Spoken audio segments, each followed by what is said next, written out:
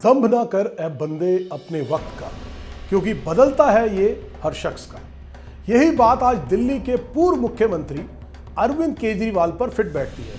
सत्ता किसी की सगी नहीं, क्योंकि दिल्ली में आम आदमी पार्टी का सफाया हो गया लगभग। कभी दिल्ली में सबसे मजबूत माने जाने वाली पार्टी अब अपने अस्तित्व को लेकर जूझने लगी है। खुद अरविंद केजरीवाल और मनीष सिसोदिया के चुनाव हार जाने से आम आदमी पार्टी के भविष्य पर सवाल उठने लगे हैं। ना सिर्फ केजरीवाल और सिसोदिया, बल्कि आम आदमी पार्टी के दिग्गज भी अपनी सीट नहीं बचा पाए।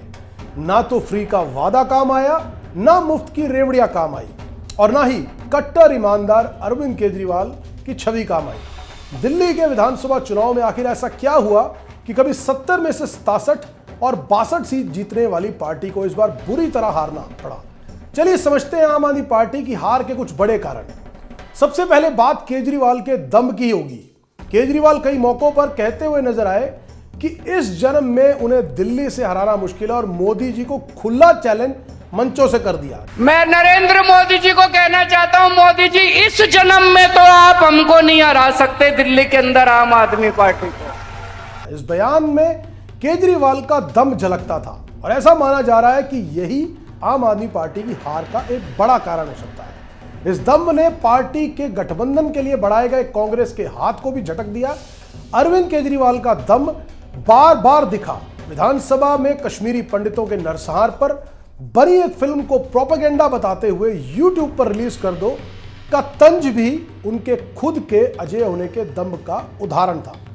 आम आदमी पार्टी की हार का दूसरा अहम कारण एंटी इनकम्बेंसी। दरअसल आम आदमी पार्टी ने अपने जन्म के साथ ही दिल्ली के लोगों के दिल पर राज किया।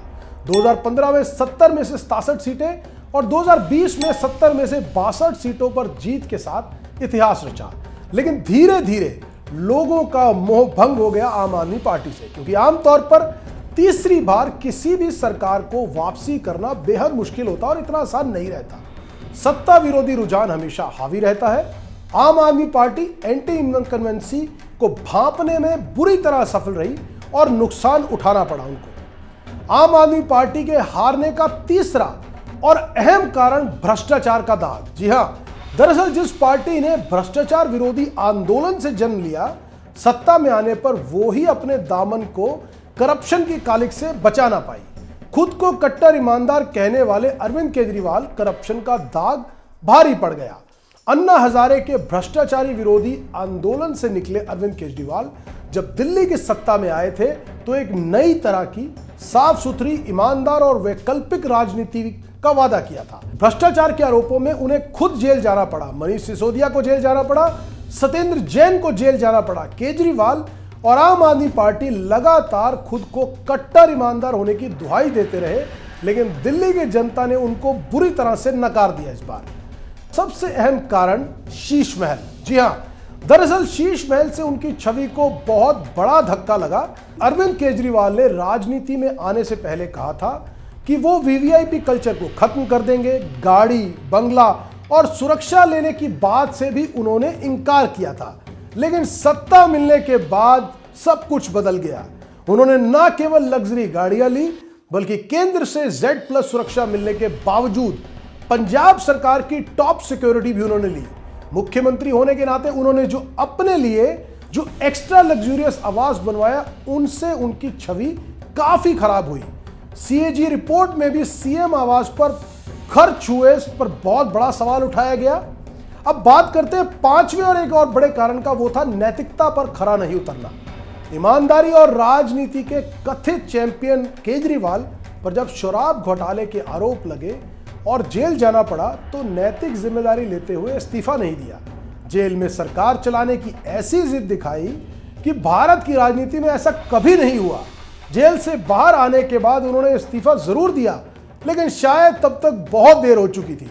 उन्होंने खुद को और पार्टी के दूसरे नेताओं को जेल भेजे जाने की एजेंसियों का दुरुपयोग और राजनीति बदले की कार्रवाई बताकर जन सहानुभूति बटोरने की हर मुमकिन कोशिश की, लेकिन ऐसा हुआ नहीं। अगर जेल जाते ही इस्तीफा दे दिए होते तो नैतिकता के आधार पर तराजू पर खुद को वजनी दिखा भी सकते थे और जन सहानुभूति भी शायद हासिल हो ही जाती। आम आदमी पार्टी की हार का एक और कारण था जो उन्होंने जनता से वादे किए थे वो वादे पूरे ना कर पाना या वादा खिलाफी। दरअसल सड़क, पानी और यमुना के मुद्दों पर पार्टी बुरी तरह से फेल हो गई। यमुना साफ नहीं हो पाई। 2020 के चुनाव में केजरीवाल ने कई दफा कहा था कि अगर वो 2025 तक यमुना साफ ना कर पाए तो मुझे वोट मत दीजिएगा, और जनता ने भी इसे हाथों हाथ लेते हुए उन्हें वोट नहीं दिया। दिल्ली का प्रदूषण भी आम आदमी पार्टी की हार का सबसे बड़ा कारण बना। वहीं लोगों में सड़क से लेकर पानी तक के मुद्दे पर भी जबरदस्त नाराजगी थी। गलियों में पाइपों में जो गंदा पानी आ रहा था उससे जनता बुरी तरह त्रस्त थी, जबकि केजरीवाल सिर्फ मुफ्त की योजनाओं का जिक्र करते रहे। मुफ्त बिजली पानी मॉडल से आगे नहीं बढ़ पाना भी एक कारण रहा अरविंद केजरीवाल की पार्टी के हारने का। दरअसल अरविंद केजरीवाल के नेतृत्व में आम आदमी पार्टी ने पहली बार सत्ता में आने के बाद मुफ्त बिजली पानी का वादा किया था और मॉडल पेश किया था। सरकारी स्कूलों और अस्पताल की दशा में भी सुधार का दावा किया। सुधार हुए भी, लेकिन उतना भी नहीं जितना आम आदमी पार्टी ढिंढोरा पीटती रही। इस मॉडल की बदौलत 2 बार सरकार भी बनाई, लेकिन पार्टी इससे आगे नहीं बढ़ पाई। हर नाकामी का ठीकरा दूसरों पर फोड़ने का चलन चलता ही रहा। सड़कें बदहाल रही, जगह जगह गंदगी का अंबार रहा। निगम चुनाव में जीत के बाद साफ सफाई की जिम्मेदारी से भी भाग नहीं सकते थे। अब बात कर लेते हैं एक और कंसर्न की, अरविंद केजरीवाल की गैर जिम्मेदार राजनीति, जो भी एक हारने का बहुत बड़ा कारण रहा। अरविंद केजरीवाल बिना किसी सबूत के आधार पर बाकी सभी पार्टियों और उनके नेताओं को चोर बेईमान का सर्टिफिकेट बांट रहे थे। कई बार इन पर मानहानि के मुकदमे भी हुए, जिसके बाद इन्हें माफी भी मांगनी पड़ी। लेकिन इस बार के चुनाव से पहले तो अरविंद केजरीवाल ने गैर जिम्मेदार राजनीति की सारी सीमाएं लांघ दी। उन्होंने सीधे सीधे हरियाणा की बीजेपी सरकार पर यमुना के पानी में जहर डालने और नरसंहार की साजिश का गंभीर आरोप लगा दिया।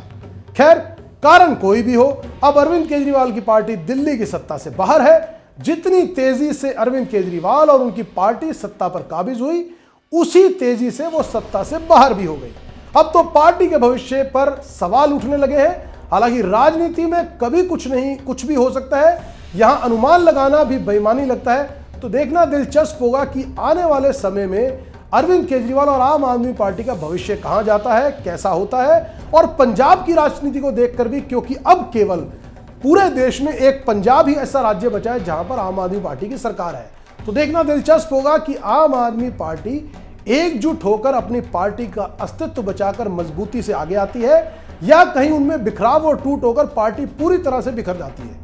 तो इसको देखने के लिए भविष्य की राजनीति में देखते हैं। भविष्य के गर्भ में क्या छुपा है, समय आने पर पता चल जाएगा कि आम आदमी पार्टी और अरविंद केजरीवाल का भविष्य क्या कहता है।